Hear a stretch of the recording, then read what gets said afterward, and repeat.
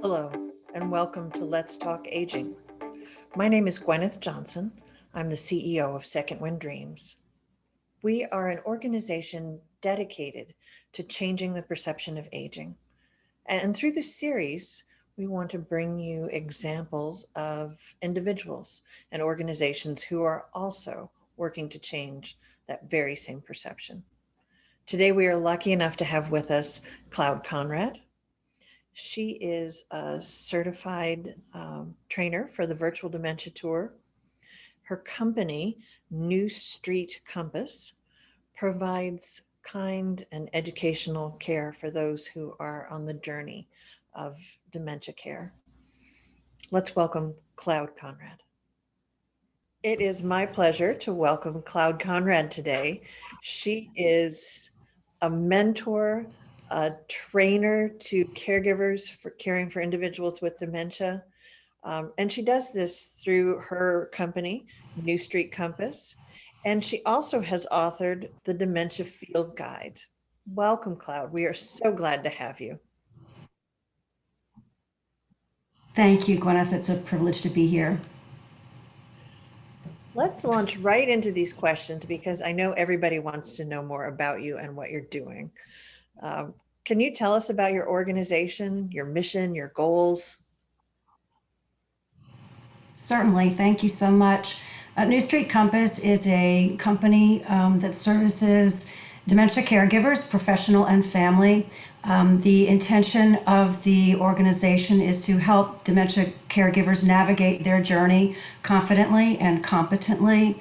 I myself experienced 2 times a family caregiver, and I know from others that I help that there's a great deal of fear, frustration, and failure that comes along with the role of being a dementia caregiver, particularly in the beginning of that journey.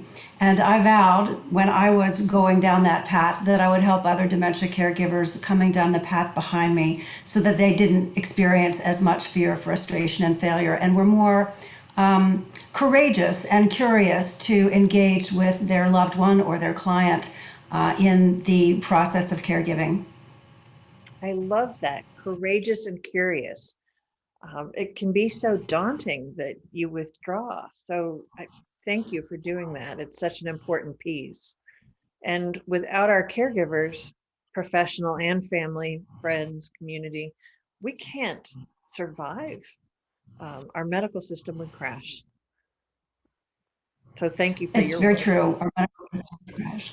And I think that the more equipped a caregiver feels, the better able they are to provide person-centered care and really elevate the quality of life for those living with dementia, which is certainly possible and hopefully with businesses and services like mine, more probable. Wonderful. Can you tell us about the evolution of the Dementia Field Guide? I thank you so much. I was with grant money. I was given the opportunity to provide 5 hours of training for the Memphis Public Library, which was to be in person, and that was to be in at the end of March 2020. We had to reconfigure that, and that material came out in a video form in May. And in the process of recording that information, I decided that a book format would not be hindered by the limitations of technology in any given time, or hindered by limitations that a pandemic or other unforeseen acts of God, if you will, might cause people to not be able to access the material. And so the book really came out of the work that I did for the Memphis Public Library. And in a book format, the information is so much more accessible. And what I really like about it the most, honestly, in addition to the fact that people can wade through the information at their own pace and pick up where they are in their journey with dementia, that the information is accessible to many more people than I will ever reach in my practice, and the information is more accessible to any, that I would ever reach through the Memphis Public Library or any localized grant of that nature. That's fantastic.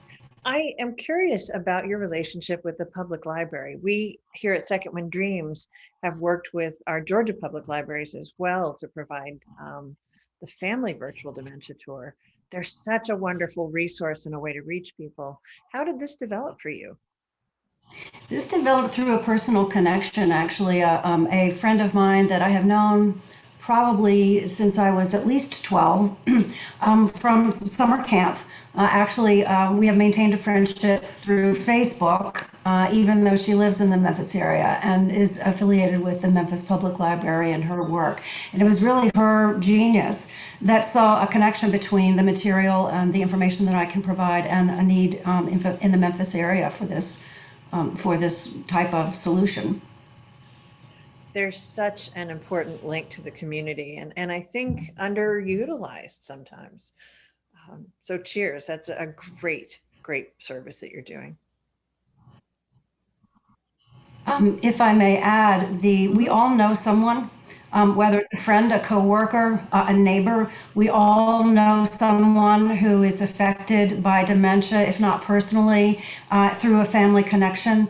And I think that it was interesting that this connection to the Memphis Public Library came out of a social connection, since this is dementia is of course a family issue, but with the prevalence and the acceleration in diagnoses that we're seeing over our country and will continue to see over the course of the next several decades, it's also a societal issue.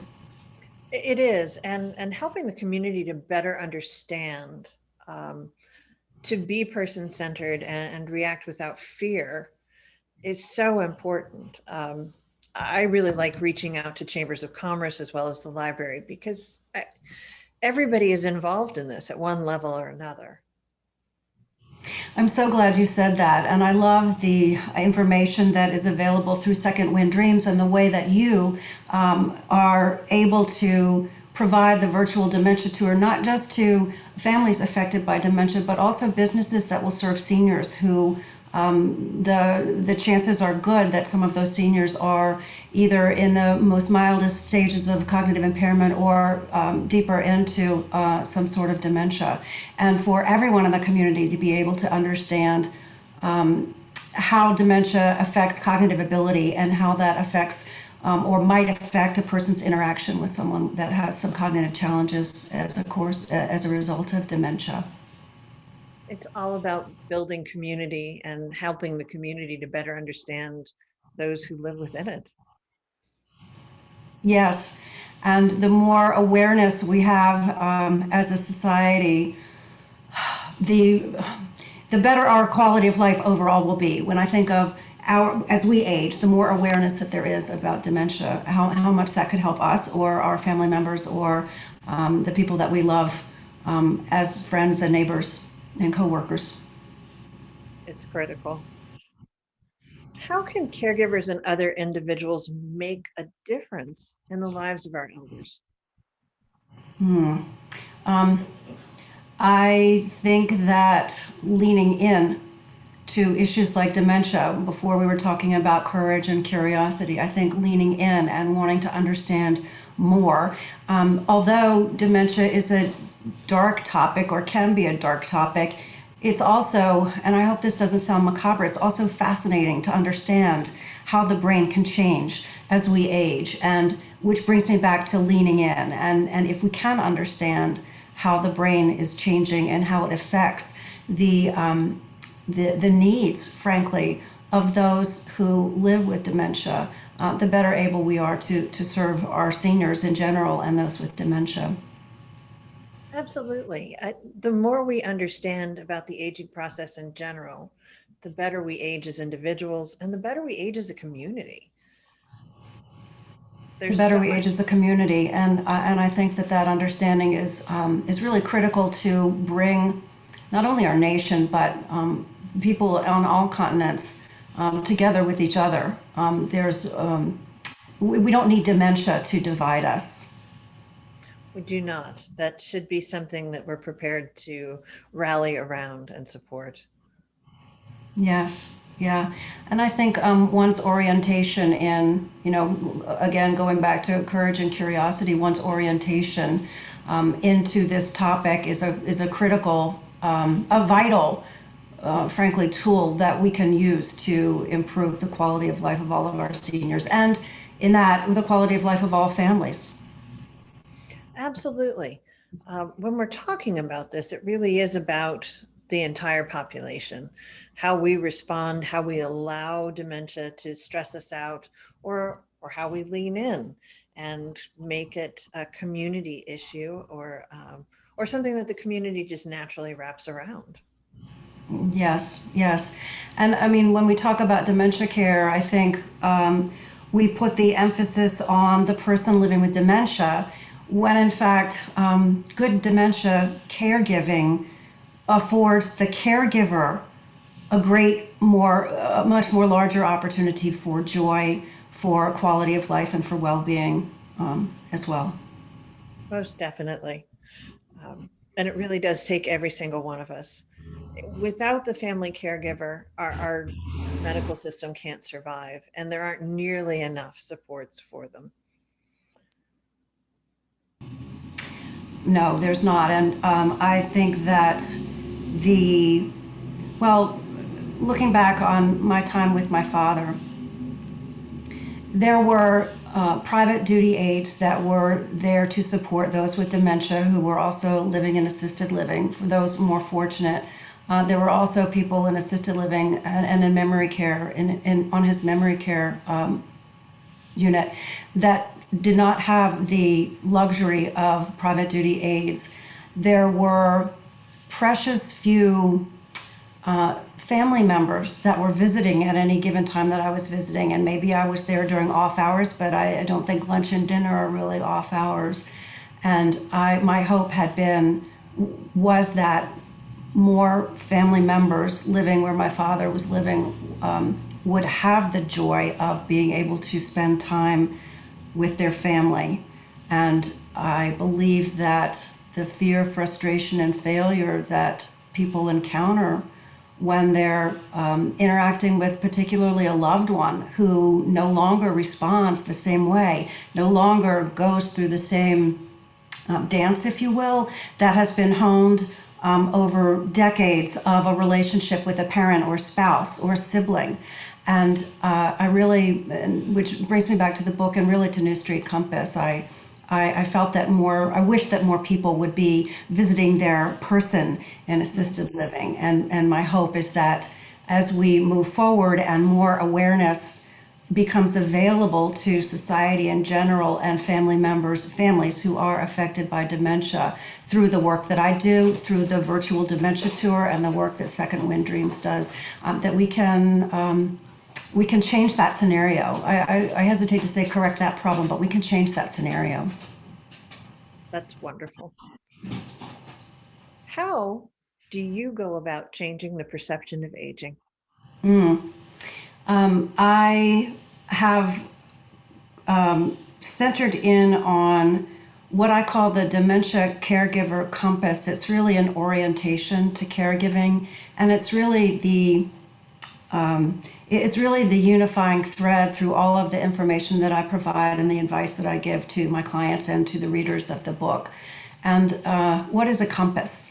A compass is something that guides us. It helps us navigate to a particular destination. It helps keep us on course. It helps us successfully reach a destination even when the terrain is unfamiliar, even when the destination point isn't in clear view. And the Dementia Caregiver Compass is intended to do that specifically within the realm of dementia caregiving. And so just like a compass has 4 points, north, south, east, and west. Well, there's more than 4 points, but 4 main directions, 4 main points. The Dementia Caregiver Compass has 4 points as well. And so the N stands for needs. And I think that this is really the center of everything. It's really the North Star, if you will, of my philosophy and my approach to caregiving. We all have human needs. We are bound by universal human needs. Different behavioral scientists and psychologists differ over the number of those needs and whether or not they're ordered hierarchically in a priority fashion or whether or not they are equal in nature. But all scientists that study this topic of human needs seem to agree on five. And they are physiological and safety needs are the first two. And those are very objective needs. They're measured tangibly. We think about them in a rational sort of way. Certainly we all need food, shelter, and clothing in order to survive. But then there are three other needs which are more geared towards not only surviving but thriving. And they are more emotional in nature, and they are intangible and very subjective. And they are whereas the first two are more, it's like physiological and safety needs are more care-based. The other three are more identity-based, and they are our need to belong, our need to feel valued and to value ourselves, and our need to have a purpose, a drive, a motivation in life. And these needs don't differ. They don't change over time. They don't change with age, and they certainly don't change with dementia. They remain strong throughout our lives. The E, point of the compass, for the Dementia Caregiver Compass stands for emotions.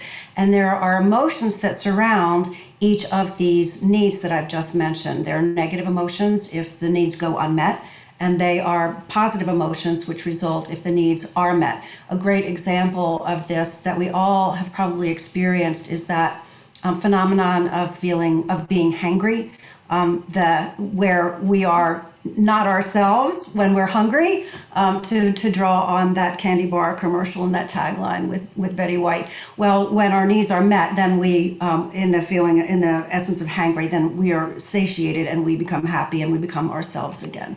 So I think that the main point of caregiving is to transform the negative emotions which result from unmet needs into positive ones.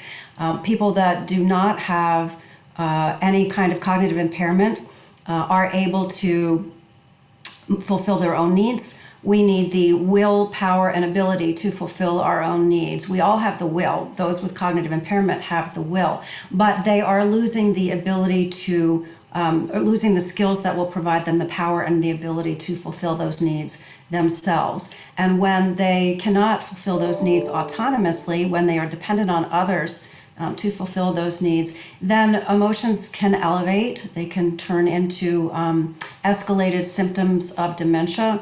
And these escalated symptoms of dementia are really a way to communicate anxiety about unfulfilled needs, and also just that there are even unfulfilled needs. So the W has to do with, in my compass, in the Dementia Caregiver Compass, has to do with will. That will remains strong.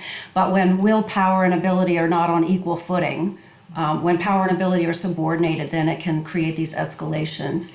And that, I think, are what caregivers frankly fear. It's not a fear of being with a person living with dementia when they're calm and when they're happy. It's when they are not calm and the dementia caregiver does not know what to do to resolve that situation. And so the S stands for symptoms. And it's important, I think, for caregivers to remember that the symptoms that they're seeing when they escalate are dementia-related symptoms. They're not personality-related symptoms. And this is something that, if there was a pivotal moment that caused me to vow that I was someday going to help other dementia caregivers down this journey, it was when I was at my father's assisted living facility, and there was a stranger, a family member, standing behind me in line at the cafeteria, and she said, I don't even know what caused her to say it to someone that she didn't know, but she said, people with dementia are manipulative.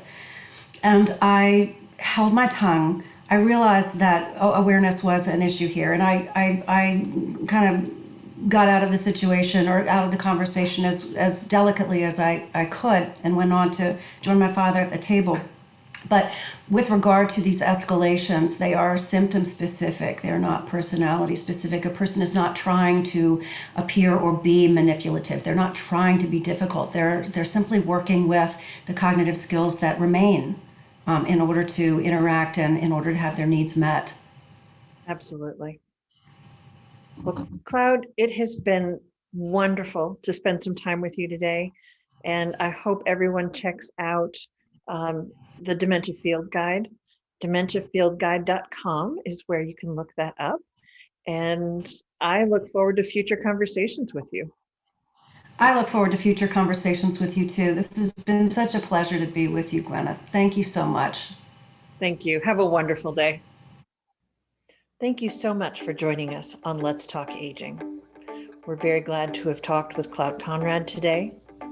And as you have time, please check out our website. We have the Virtual Dementia Tour, which I'm sure you've heard about. We have a number of iterations of the Virtual Dementia Tour. We have versions for the family to be done in home. We have a community version. We have clinical versions. And I'm sure we have something that will meet your needs. Have a look at our website and let's talk about it. Thank you so much.